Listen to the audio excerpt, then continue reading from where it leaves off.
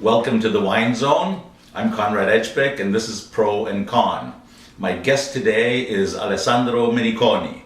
Alessandro is from the Perticaia winery, which is in central Italy in the Umbria region, all around the little town of Montefalco. So welcome to the show. Thank you, Konrad. Thank you for having me here. Well, I'm very glad you're here. Now, I'm very, very sorry to hear about the recent earthquakes. And I understand that they came very, very close to Montefalco, like within... Yes, half hour far from us. Half an hour? Yes, half an hour 50 far. kilometers? About 50 kilometers, a little bit less maybe. Yeah. Montefalco was a little bit involved, fortunately. You mean you felt it, but you didn't get too much damage? Exactly. Yeah. We lost one of the major symbol of Umbria, that is Norcia and Castelluccio, two of the city main involved in the earthquake, and Norcia is one of the capital of Umbrian food.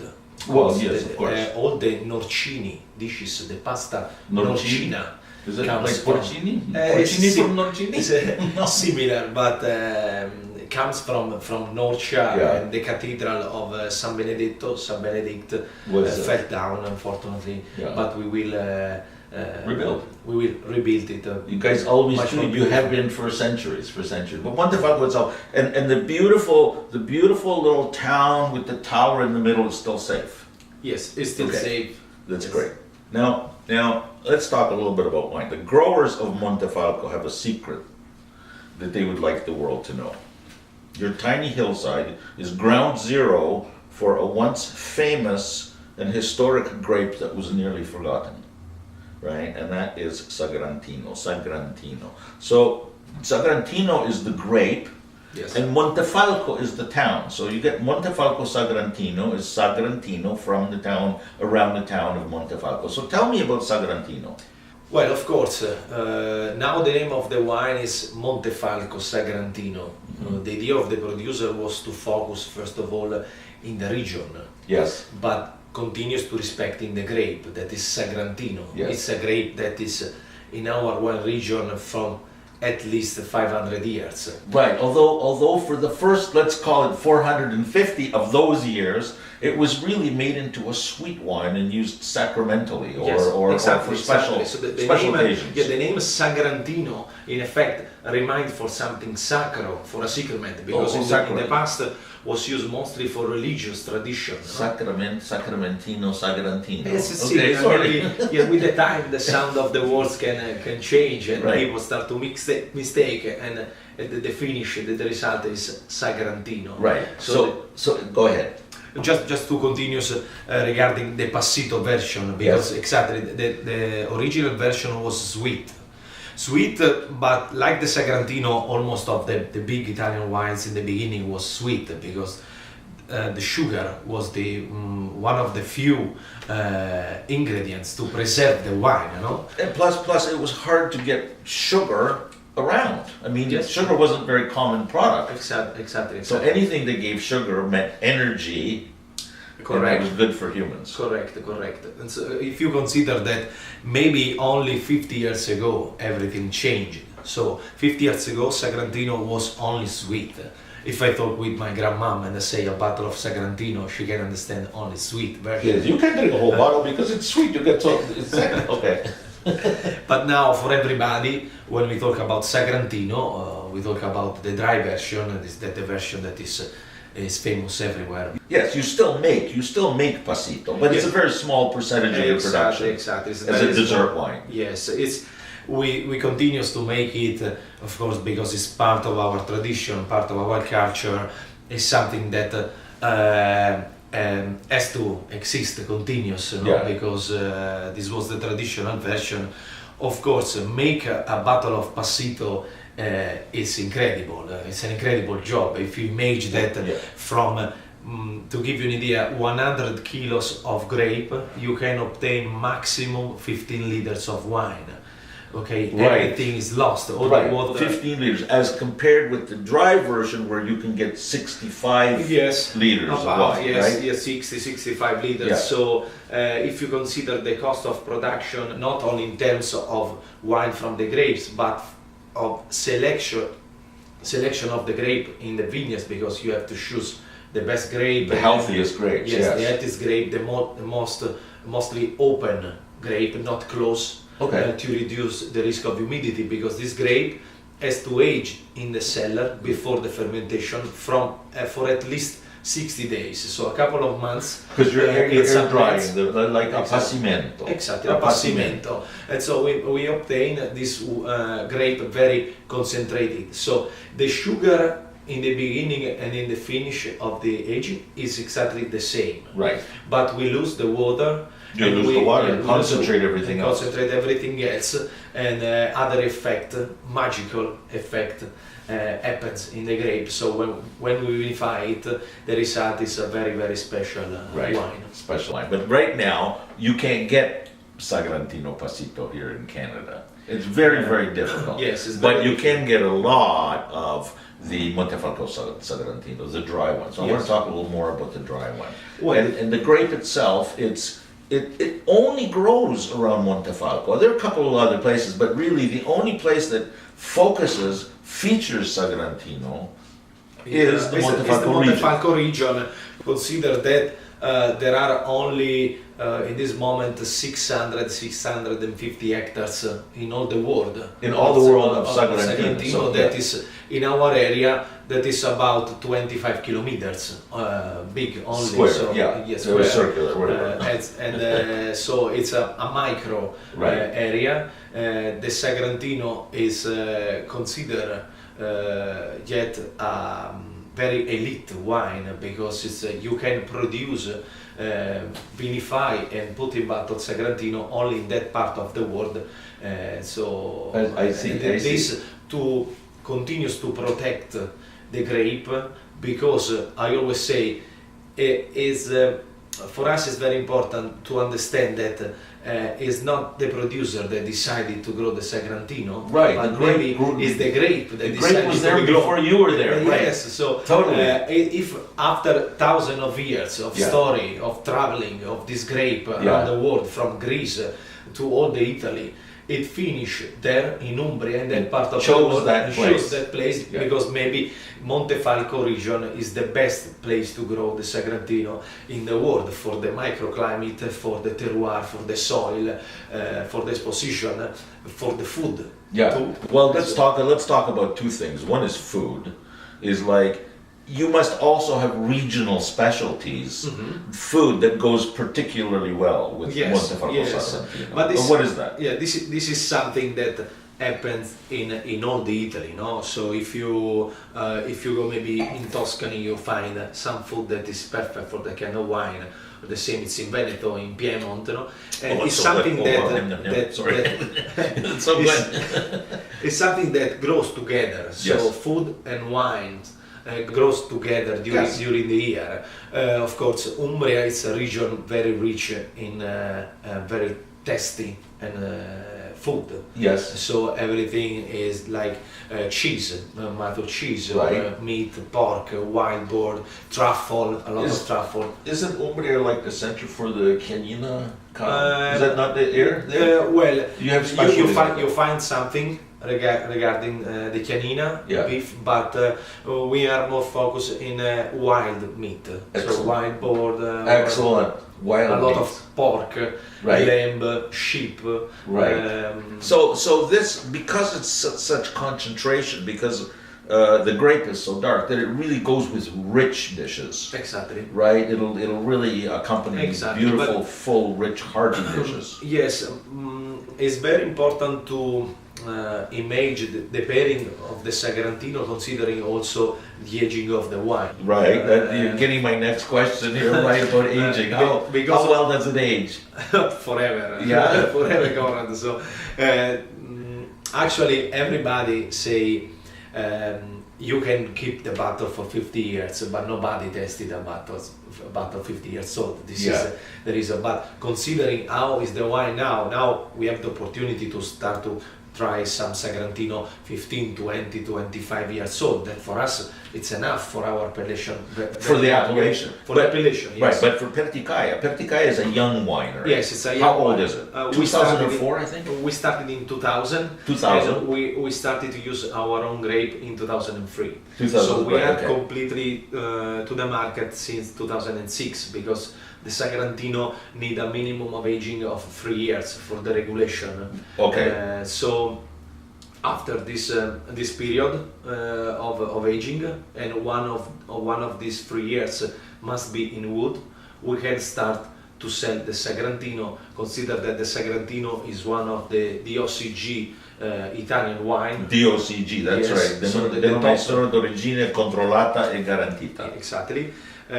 So it means one of the top Italian wines.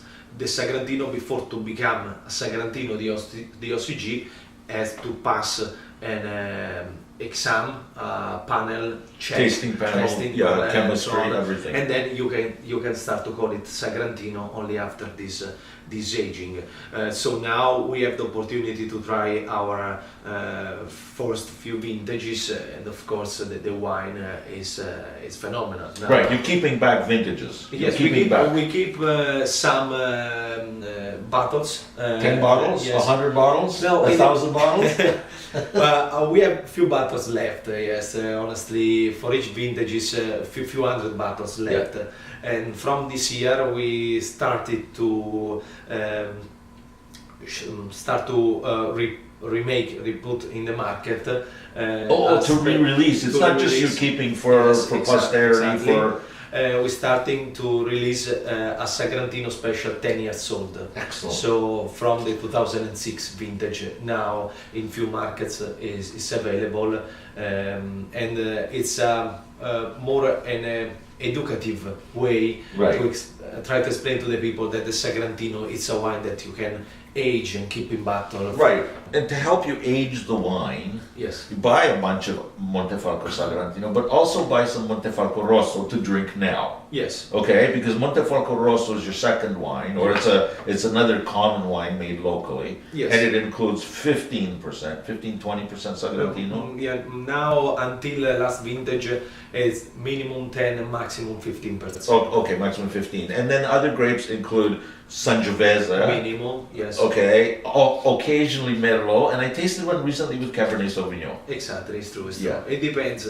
Each producer can give his touch to the wine. Yeah. So the personality of the producer exit out deciding what is the third Right. grape of the blend. Right, which we see a lot. So We personally use Colorino grape. That Okay. is a local grape variety. It's very famous for the color. for the color, but really Sagrantino doesn't need more color. Yes. What else does Colorino give? What is very important is that it smooths the acidity of the Sangiovese. Soften. Very soft touch, yeah. very neutral taste. So we don't want to cover the personality of the Sagrantino and of the Sangiovese Right. in the blend of the Rosso. So Just we to are tone down the sharpness. perfect. Okay. Correct. Okay, you also make, we rarely see it here, but you also make a couple of white wines, one from Grechetto, Yes. and one that's pretty well known there locally, it's the Trebbiano Spoletino. Yes, Right? it's true. Trebbiano Spoletino is one of the symbol of Umbrian wines. You know, Umbrian region is a landlocked, so Yeah. we were always very protected by outside. Well, because of the mountains, you weren't protected, Yes. you were isolated. Yeah, Right? yes, exactly. And this was maybe a big problem in the past for the market, for the communication. Why maybe our wines were closed inside the region, and only in the last 30 years Yeah. we are starting to go outside, to So, go outside. and the Trebbiano Spoletino is one of these symbols. Umbrian people sometimes they looks like afraid to show what they have, no? Yeah. We had Well, this- either that or they're keeping it a secret. Yes, maybe for this. If we But- sell too much, we won't have any for ourselves. We had this grape close, protected inside the region for minimum 400 years, Yeah. but nobody used it to make wine. In a very few It's just a occasions. unique clone of Trebbiano. Exactly. So you're here in Toronto with a group of from Montefalco. Yes. And yesterday you were pouring your wines at the Roy Thompson Hall. Yes. For the trade and for the media. So how did it go? What kind of reception are you getting when you go abroad? Do people say, "Oh, I really like the wine," or "Oh, geez, it's really tough. It's not as good as this," or what do they say? "Oh, it's great, but it's not Cabernet Sauvignon." What did they say? What is important is people like the wine. They really like the wine. I'm not surprised. It's so good. Thank you. And it's a wine that people love to discover. So people is fascinated of this new kind of wine that are coming out, especially because they come from a region that is very beautiful. So we are not only offering a wine, we are offering a pack, a complete pack. So Umbria is with one of agronomical tours? Agrotourism. Yes, because Umbria is rich in everything. It's rich in food, in wine, in culture. There are a lot of churches to visit, the museum. Yes. The hospitality Yes. is great, and it's still very authentic, very Yes. rustic. So it's not so touristic, and this is what we That's like right. and people like. So It's not touristic, and sometimes tourists don't get that you gotta be a little rough and ready and not expect, the 5-star hotel and the 3-star, and everybody speaks English perfectly. But I loved going there. I mean, I was in love with the area, right? How can you not be? I wanted to ask, so did people like it here? Are you doing well in sales? Is this a good market or is this a tough market? people like it, and as I told you, this is very important for us. It's a first step to start, to begin in this market. Of course, if I can tell you, maybe Ontario market, Canada market could be a little bit complicated for the system. The system. We're talking about government interference here, okay?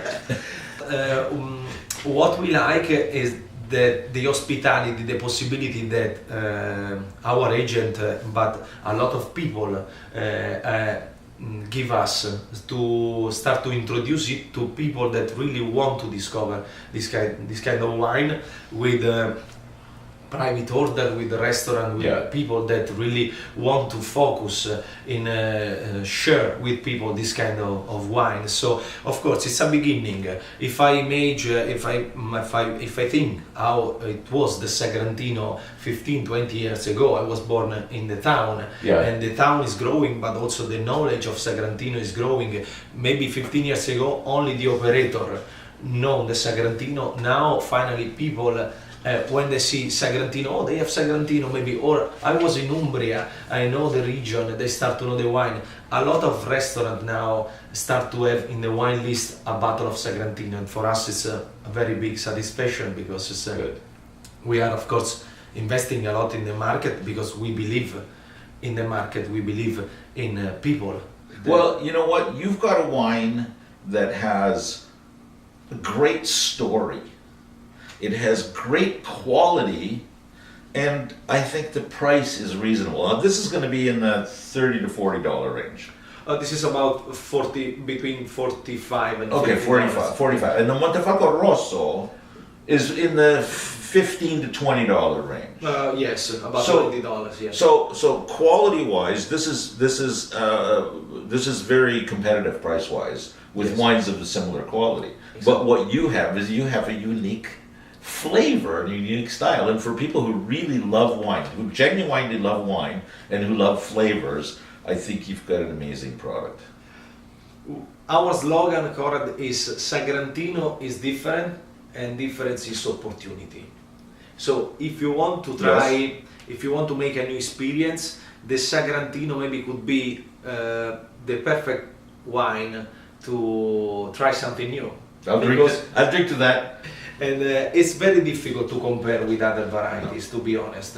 Everybody that tried it yesterday to the Roy Thompson, they really understand that the wine is different. It's a wine very rich in personality. Sometimes in the beginning not so easy to understand, but with a very, very big potential. I always ask to don't stop in that glass of wine, but image what there is inside the wine. Oh, yeah. People, land, story, History. and, history, Culture. exactly. Flavor, joy. Yes, yes. Thank you so much for coming in. Thank you for this opportunity. I consider me one of the Sagrantino son. I consider me one of the sons of Sagrantino. Although I don't have any investment there, I love the wine. I love to talk about it, and I love to share it because it's a secret. It's a secret that more people need to know about. Yes. Okay, thank you for coming in. My guest has been Alessandro Meniconi from Perticaia Winery in Montefalco, in Umbria, which is in central Italy, and that's in Italy. That's in Europe, guys. You know where Europe is. Just look on Google it. Join us again soon. We're going to have more fantastic guests. Thank you for watching. Bye for now.